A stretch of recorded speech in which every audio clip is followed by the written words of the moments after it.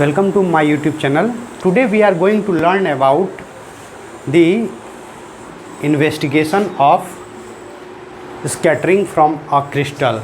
We will use bra and ket notation to write the probability amplitude of scattering from a crystal. In this experiment, there is a neutron gun which can fire neutron. It will go through a crystal and we have another apparatus called neutron counter,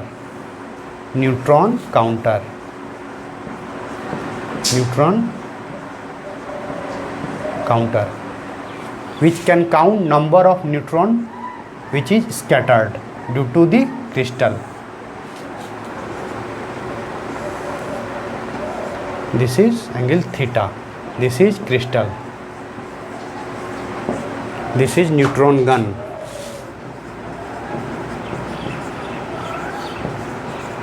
We can write the probability amplitude of this whole process. We assume that crystal has lots of atom and we indicate those lots of atom with the help of number 1, 2, 3 ... ith atom or n atom. Suppose neutron is scattered due to the ith atom. So what will be the probability of getting a neutron at neutron counter? So there is a process called neutron counter C, source as this is ith atom. So we can write neutron at C and neutron from S via ith atom. What will be the probability amplitude? It will be the simply S to I and then I to C, but there is one term missing. The term is that when we fire a neutron, it will deflect due to the atom. So there is a certain probability amplitude that the neutron will be deflected by the crystal's atom. So suppose A is the probability amplitude.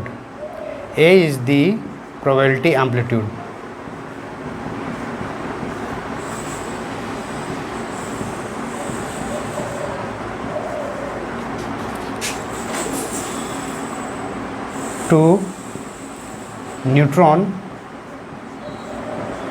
get scattered due to ith atom. So we simply multiply this term by A. This is the probability amplitude of the whole process. When we fire a neutron will be scattered by the ith atom in the crystal, and we can count the number of neutron which is scattered due to the crystal at the counter C. A is the probability amplitude of the scattering process of the crystal, and this is the probability amplitude of the rest of the process. Now when we plot a graph of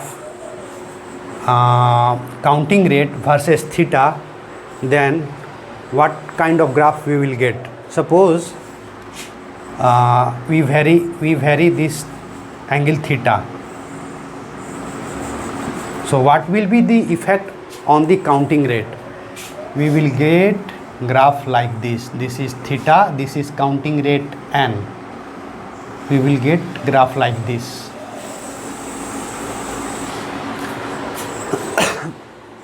So when we increase the angle theta, the counting rate will also be increased. After that it will fall again, it will increase again, it will fall.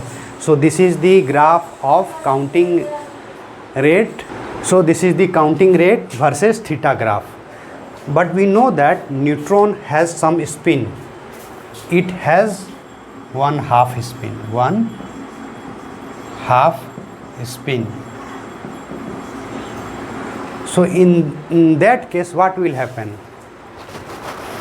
The neutron will reach at the ith atom, and there is a certain chance that the spin will change. Suppose the neutron spin is in the up direction. After scattering, it may get in the down direction. Its spin will be reversed. So there will be a flip flop in this spin. So what will be the probability of this spin flip flop? When we plot a graph of spin flip probability, we will get like this. This is the graph spin flip probability versus theta. It is little curved. It means it tells that if we keep increasing the angle theta, the spin flip probability will be less and less. It means when we have a neutron with up spin, and if we vary the angle theta, then we will also get a probability, certain probability of spin flip. So if theta is large, then there is a less chance that the neutron spin is changed. It will be remain in the up direction. If angle theta is less, then the spin will be changed. It will become up to down. Now there is another thing, that atoms also have some spin. Crystal atoms have also some spin. Then it will also affect the spin of the atom. So suppose the atom also has spin half. This crystal atom also has spin half. Then the graph will be look like this.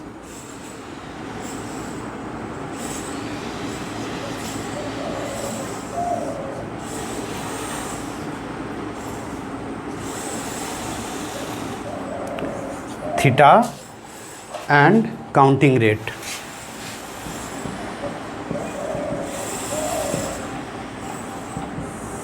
Theta and counting rate.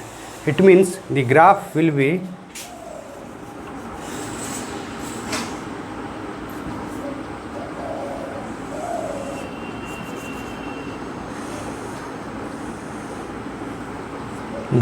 look like this.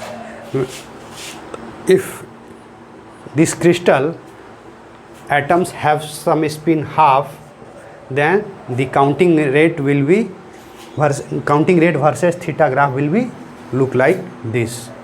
Now we can write the probability amplitude for this whole process. When in condition 1, in case 1, when there is no change in spin, it means suppose neutron has up spin and crystal atom also has up spin, and there is no change in the both spin after scattering process, then what will be the probability? Probability will be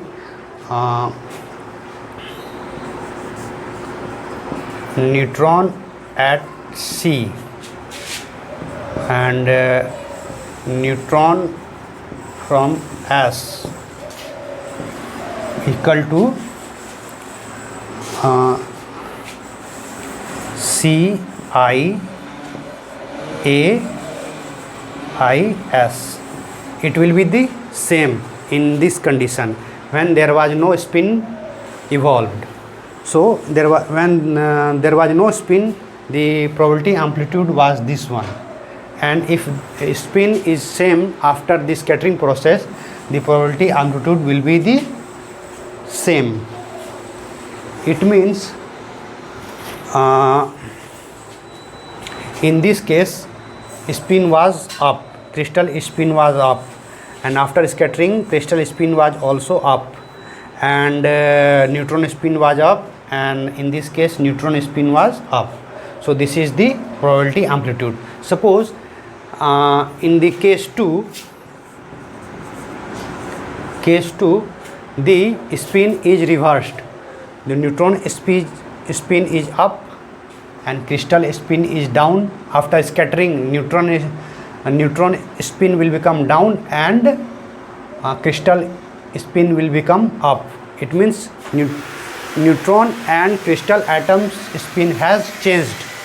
So in that case, the probability amplitude will be Ck, and suppose B is the probability amplitude of flip-flop of the spin due to scattering process in the crystal, then Ks. This is the scattering probability amplitude of this whole process when both neutron spin and crystal spin has changed, and the probability of getting a neutron at neutron counter due to the scattering of ith crystal is V square. This is the probability amplitude phi, and we know that probability is the phi square.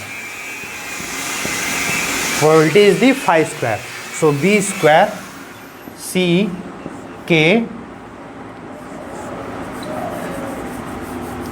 sum of all the atom I to N, C K to S whole square. This is the probability of scattering of neutron due to the crystal atom, and when crystal atom and neutron spin is changed, this is the probability amplitude. So this is how we can combine the probability amplitude of any process, or through the combining probability amplitude we can analyze any process in quantum mechanics.